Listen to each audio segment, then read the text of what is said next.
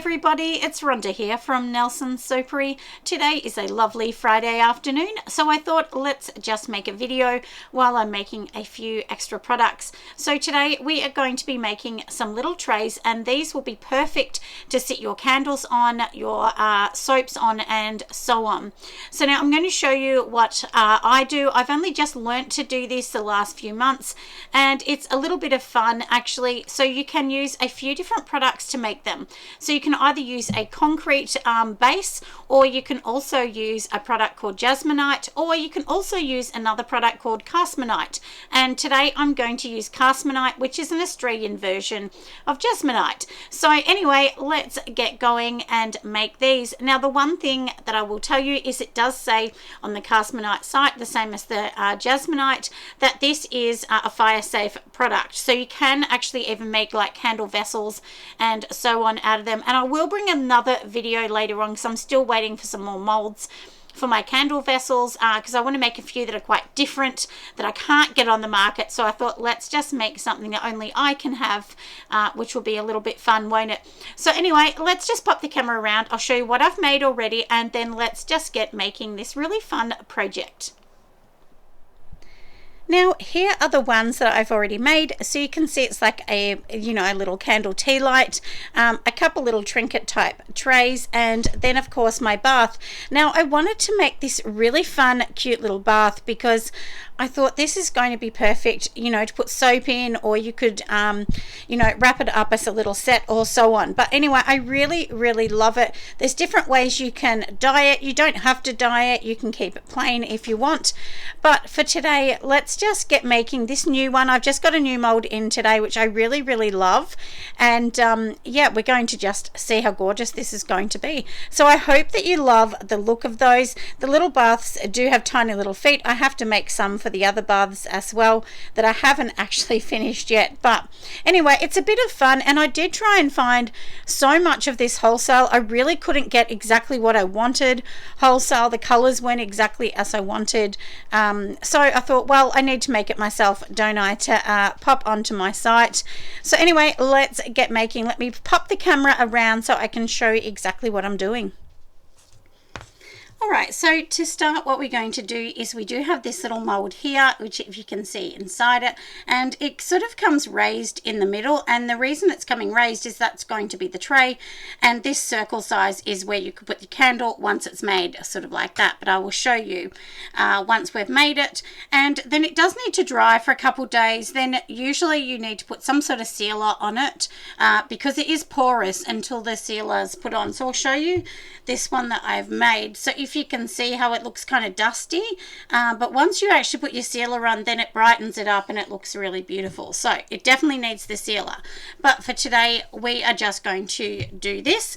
So like I said, we've got this, so let's just move this aside. So now what you have is a powder form. So this is the powder form, and then you also have a liquid. So it's a two-part. It comes in a two-part. So when you buy it, if you buy it in say 7 kilos, that means the content of the powder and the liquid is included to equal up to the 7 kilos, because I was a bit confused on that, how that all worked. So let me show you the liquid. So now I've already poured it out. Now on the website it says it's a 2.5 ratio mix. So in other words, you would put 2.5 in this, and your other part in this. So if you're going to use, for instance, 10 grams of the liquid, you would times that by 2.5 and then come up with how much powder you need. But I've definitely found that those measurements are wrong. I mean, and I've seen many people say that they're wrong. Because if you mix it exactly how they say, this will be so thick you can't pour it into a mold. You cannot get it into a mold because it's just that thick. And I 100% agree. So I've changed mine a little bit. So mine's times 2.1, not times 2.5. So that's basically how I've done mine. But not to say I'm right or wrong, but you just keep mixing it and see. And I always think all these things are just like candles, soaping. It's just a bit of playing around to make sure that it's right. But anyway, like I said, the directions do say times 2.5 on the website. So try that first if you're going to buy it. And you know, and go from there. I will leave some links below where to actually get this, especially in Australia, if you're in Australia. And jasmonite is really hard to get. For anyone trying to get that, I've tried to get it and I couldn't get it after seeing many videos that I watched online. But I am going to do some beautiful concrete ones later on, and I'm going to make some jars. Now with the concrete, it's very important that you don't just buy concrete. You need a product. The best product from what I've read is Concreto, and the reason for that is it's already got the parts mixed in it. If you just buy concrete, it's just not strong enough for a candle, and you do need to do quite a bit of research. But anyway, today we are talking about castmonite. That's what I'm using. It says it's a fire retardant, so fine for candles. It's non-toxic, so it's not like, you know, this is classified as a resin, but it's an acrylic resin. Whereas the epoxy resin is the one that is very strong and toxic. Now, I won't use that one because I just don't want to deal with that. But I thought this is a good alternative to do something really fun. And it will be, you know, another sideline to your candles or soaps. So now let's get a big jar. We will mix all of this in and then we're going to pour it in the mold and I'll show you how gorgeous it's going to look. Alright, so now I'm going to simply mix mine in. So literally I'm just going to tip in all of the liquid. I mean, everyone does this differently. This is how I've just been doing mine. And then I'm going to just mix in, you know, this particular powder. Now, it's a bit tricky to find out exactly, you know, how much you need or you don't need. And it's the same as the candles. I always say, look, it's better to have more than less, because if you don't have enough, then you pour half your mold and you're like, oh no, I don't have enough, and then you're all upset. So it's definitely better to do this. And once you do one and measure it up, then you'll know. So basically, I just keep adding a bit of powder at a time, and I actually learnt to do a lot of, you know, how I'm actually doing this from, there was a lady online that I actually seen, and I think it's called Crafty, or something Crafty, but I'll see if I can remember, and I will actually put her name down so you can search for her if you want to make something. She was really good, and you know, she sort of explained this in really layman's terms. And obviously I'm a soap and candle maker, so this is not my, you know, this is not the main thing that I would make. It's just kind of like a little add-on thing to help, because lots of people have asked me for some trays to put their candles on, and especially if you're selling pillar candles, you know, like we all know they're going to melt down to nothing. So if somebody is actually going to use it, you want some sort of tray or something that they can melt on. Now this does set up quite fast, so you do need to work a little bit fast. And I am also going to put a color. Now you can use pigments if you want them to be strong, or I've used micas. Now micas will only give you a very, very light pastel, which is fine because that's what I actually want. And today we are going to be using this gorgeous, gorgeous blue. So let me just see if I can just tip a little bit in, and just tip in whatever you want. Just remember, it's going to be much, much lighter than what you can see. Now, one thing I wanted to show everyone is this. Now I'm going to mix this. Now can you see how thick this has already got? And this is what I mean, and I haven't even put the amount they say. Now you could not get that into a mold. It is too thick. So to me it's like, all right, just add a bit more of the liquid. Who cares? It doesn't matter. I'm going to add a tiny bit more into this, because I would rather it have too much than not enough. And you definitely need to keep mixing, everybody. If you don't mix it, it will start to set up. This sets up and you can demold this in 20 minutes. So like I said, let me just get a bit more liquid. I'm going to add that in. Now don't add water. You have to add this. This actually comes with it. So this is the 2-part. And I'm just going to put a tiny bit in here and just add a very little bit at a time, because you can always add more of the powder if you want.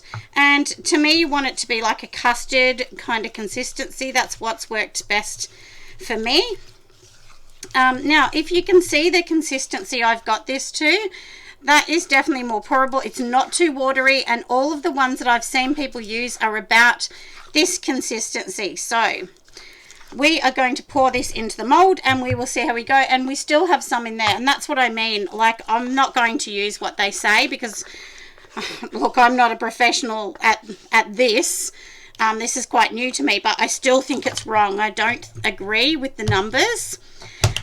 So anyway, what you need to do is you need to just basically, you know, wiggle the sides and pop it down, because you want to get all of these air bubbles out. And, you know, like, you can kind of squish it in the side if you want. But, you know, from what I've seen, the main thing is just getting the air bubbles out, because we don't want to end up with horrible air bubbles in the end. So let's just wiggle it. You can get like a little vibrating table, or those little massagers, and that actually helps get the bubbles out as well. But for me, I just go, look, let's just, you know, slap it down on the table a bit. I'm going to take a bit off because I think I've got too much in there. And I don't want to be sanding too much off later, because if you have too much excess, well, you've got to sand that off later. So it makes things easier if it's much neater on the top. So let's just, you know, and look, you can probably see this gone hard already. So, you know, you leave it for 20 minutes and then we'll demold it. So I'll bring you back to demold it. But look at that color. Isn't that beautiful? It's like a little sky blue. And they're kind of transparent, so you'll be able to see underneath.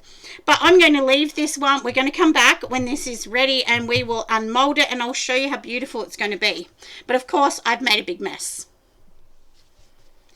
So we are back, everybody. You can see that this has dried enough, so it's not rock hard, but you know, it's dried enough to get it out of here. And then of course it needs to sit and cure for a couple of days.